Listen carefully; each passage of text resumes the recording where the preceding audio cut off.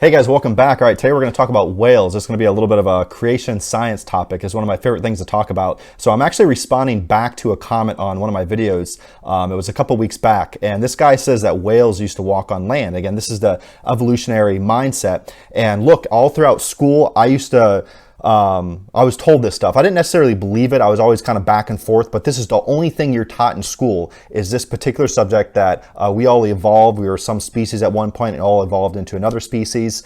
This is all that's taught in school. So I just want to show you here just a different perspective. That's all we're trying to do. I'm not trying to tell you how to think. See, indoctrination is what we see in schools today. You're taught one way to think. You're not taught both. And the other side I want to show you is creation science, that there's two sides to every story. So I think if we're going to teach this stuff, you either teach both evolution and creation science, or you teach none, one or the other. And this is what kids are being indoctrinated with in school. So if this is your first time here or been here multiple times, like, subscribe, share. We're trying to get to 1,000 subscribers this year. So we're going to see if we can get there. And then I still have a little bit of a cough going. So if I cough, sorry. So here we go. So here's what this guy said on one of my videos. It says evolution is basically a confirmed fact at this point. One example of evolution that has happened was with whales. There is evidence that they once evolved to live on land in their fins. I guess with their fins. I don't know what this guy's talking about. Their bones looked almost like feet, and they evolved again to go back to the ocean. Also, it appears that you don't know how evolution truly works. Evolution happens over a long period of time and will only happen if necessary, And rabbits couldn't evolve into tigers. That is impossible. But apes turning into humans can happen. So I'm going to dive into that apes and the human thing at another day. But today we're just going to tackle whales. So, and this is what this guy believes. And look, if you believe this, can you look in the mirror and say, hey, this is something that you completely believe? Like, do you really believe this? I'm going to kind of show you this article written by a very smart guy. He has got a PhD. And I just want to go through this article. It might seem kind of dry, but I just want to pick out to a lot of points here that this article makes. Super smart guy, and a lot of people in the science community believe this. So let's jump into this. And I want to put out a very important scripture. Everyone's heard of this. Matthew 7:13 through 14. It says, enter ye in at the straight gate, for wide is the gate, and broad is the way that leadeth to destruction, and many there be which go in thereat. Because straight is the gate, and narrow is the way which leadeth unto life, and few there be that find it.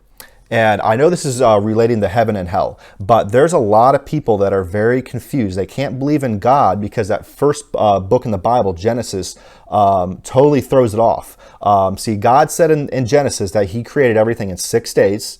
And if you look at the dates from Adam to Jesus, that's 4,000 years. From Jesus to now, that's another 2,000. So that's 6,000 years. So the earth has only been here for 6,000 years, not millions of years. And even Christians are very confused about this topic. So let's jump into this. And the point I'm bringing this up is look how evolution has just blown up across all schools in America, actually across the world. And so many few people believe in this creation science, what I'm going to go through here in just a second. And this evolutionary theory, it is impacted and it's destroying people. It's completely insane. So let's jump into this article here. See if we can get in here real quick. So here it is.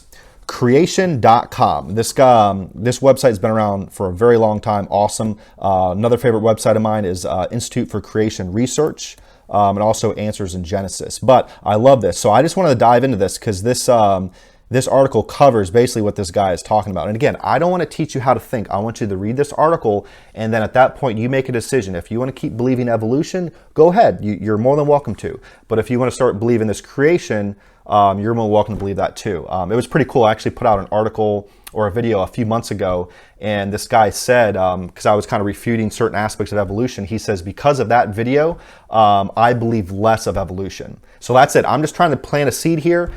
Today, you don't have to start believing that, what I'm about to tell you here, but I think you should. But again, that's my opinion, but believe what you want. So let's jump into this. Whale evolution.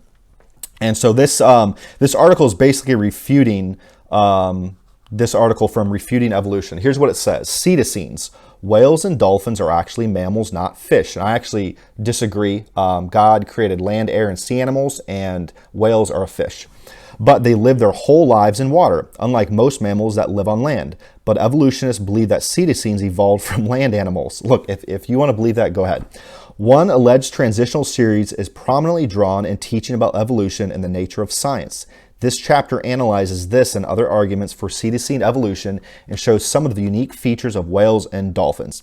And then this article I'm about to read you kind of refutes that.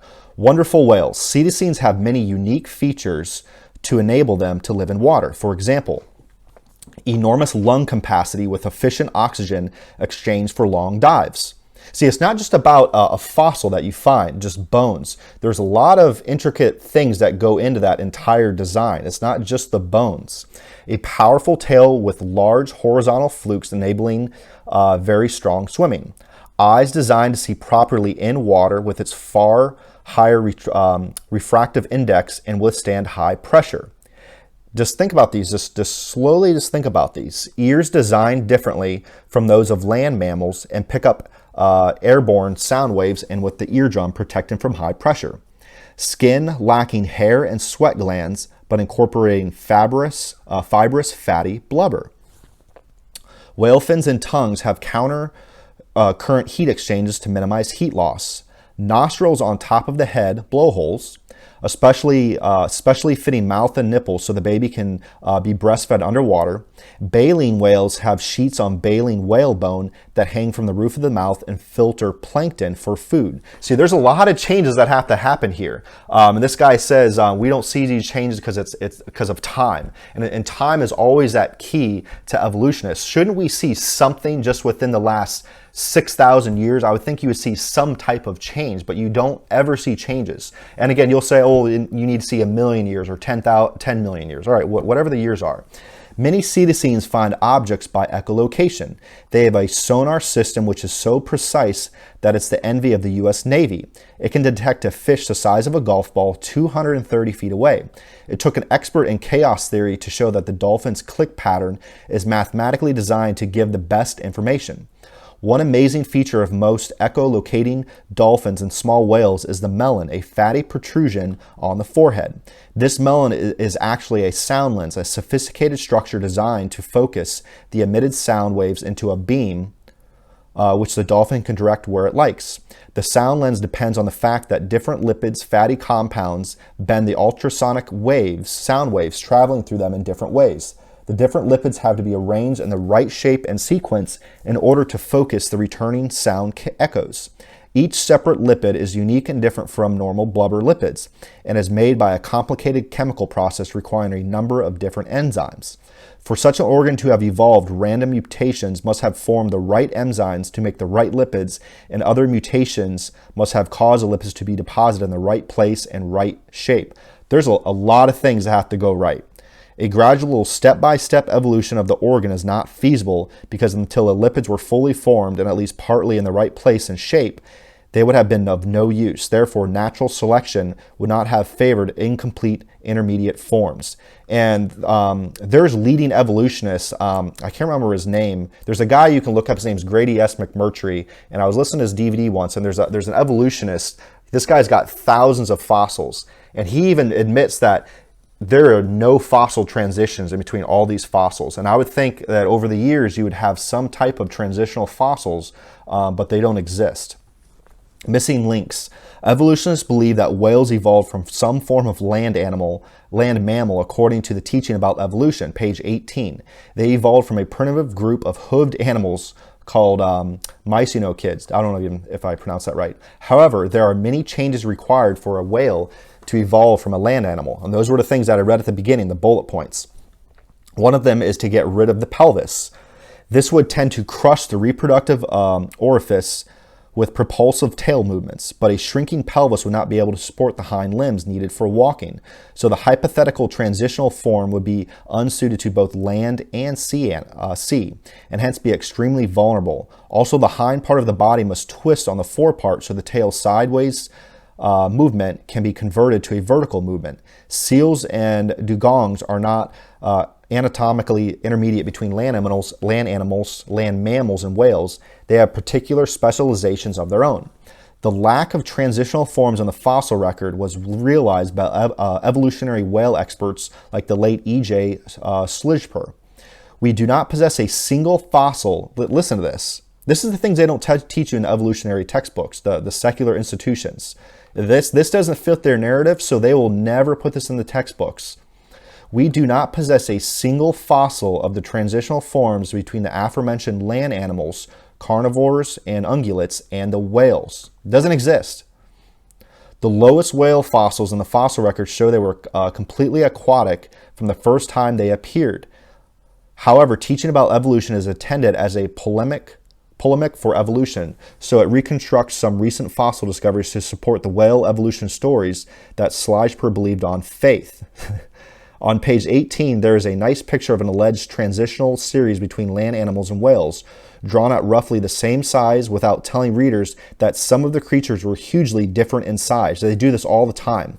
I was reading, there's a book you can read. Actually, it's right here. If you haven't read this book, read that book. It's called Bones of Contention. And it breaks down all of the different fossils, saying that humans evolved. And there's many different fossils that they take. They'll find two separate fossils that are miles apart, and they'll take them and they'll just put them together and say, hey, these things evolved. Does it all the time. But if you haven't read this book, it's called Bones of Contention. On page 18, there is a nice picture of an alleged transitional series between land mammals and whales. There it is, drawn at roughly the same size without telling readers that some of the creatures were hugely different in size. See the section about basilosaurs in this chapter. This appears to be derived from an article in Discover magazine. The Discover list below is identical to the Teaching About Evolution series, except that the latter has Basilosaurus as the fourth creature, and the Discover list has dates. And these are all the fake dates that they list of animals being millions of years old. One thing to note is the lack of time for the vast number of changes to occur by mutation and selection. If a mutation results in a new gene for this new gene to replace the old gene in a population, the individuals carrying the old gene must be eliminated, and this takes time. Population genetics calculations suggest that in 5 million years, 1 million years longer than the alleged time between Ambulocetus, and we're going to read about this in just a second, animals with generation lines of about 10 years, typical of whales, could substitute no more than about 1,700 mutations. This is not nearly enough to generate the new information that whales need for aquatic life. Even assuming that all the hypothetical information adding mutations required for this could somehow arise, and as shown in Chapter 9, Real Science shows that this cannot occur. And we're going to talk about this fossil right here that you just see here to the right.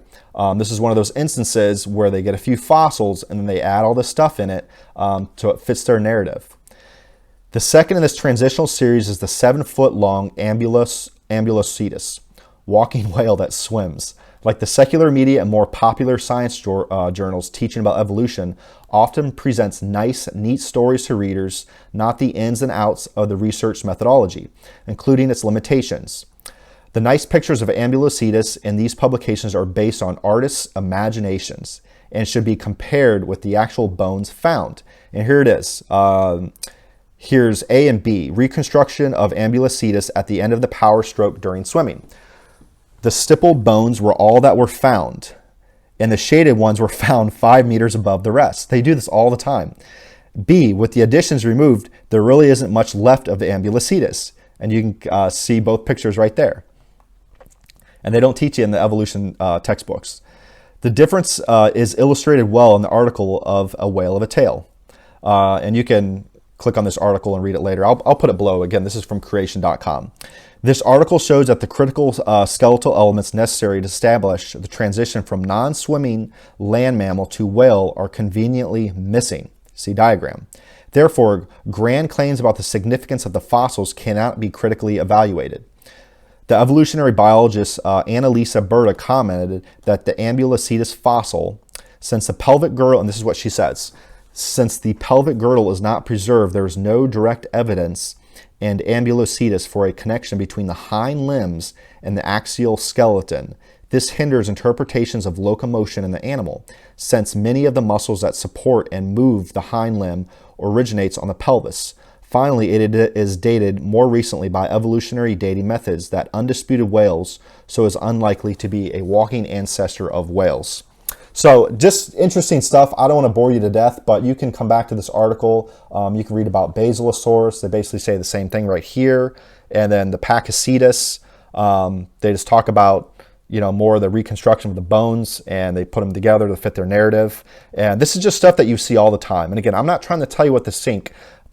I just want to show you that there's two sides to every story. So go back, read this, read, about evolution too, and you choose for yourself which one makes more sense. I think it makes more sense that God created everything. It's a lot more believable in my opinion. If you look at this house, you've got the foundation, you have the walls and the wood, all this stuff had to be constructed. You would look at this house and I would say, there is a designer. Someone definitely designed this house. If you look at a car, you would say, hey, stand back. Hey, there's a guy who designed this car. There was an architect that had the diagrams, and then someone came in and built it. Then you look at your hand.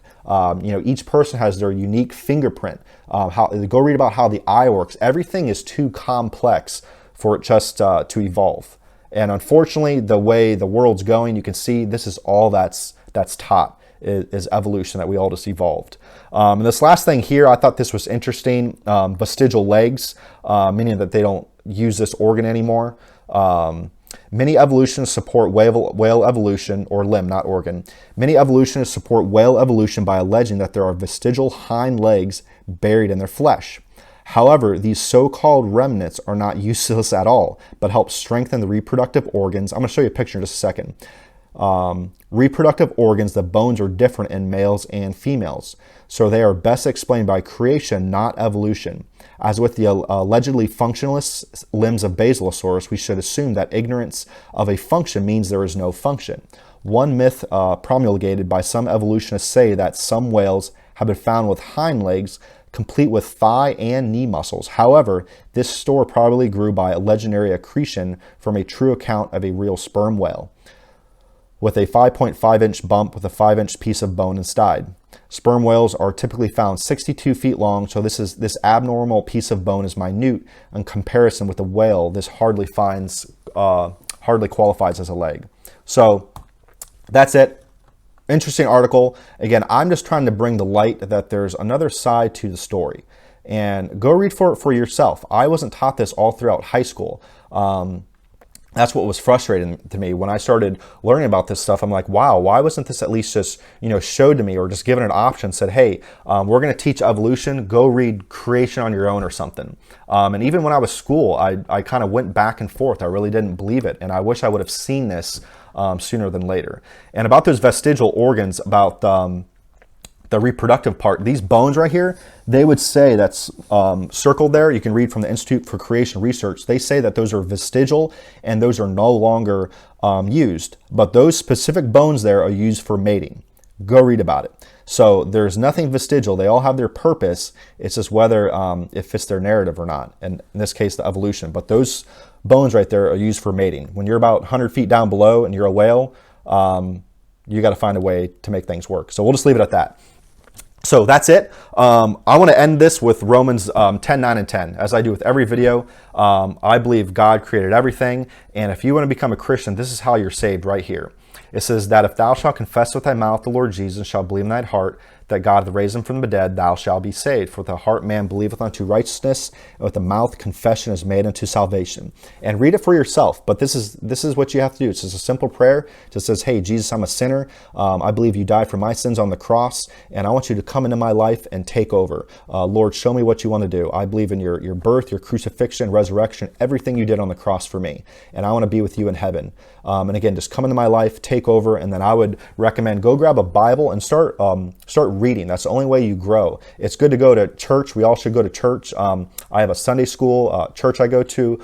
Awesome people, but you can only get so much. So you want to continue to read and learn more. And that's what you want to do, is grow. I prefer King James Bible, and then go start with the book of John. You have Matthew, Mark, Luke, and John. Those are the biographies of Jesus. And I love starting with the book of John. It talks about the birth all the way to his crucifixion. And you can kind of learn from there. So that's it. And again, if you haven't already, like, subscribe, share. That's the best thing you can do to help this channel grow. And we'll see you guys next time. Thanks.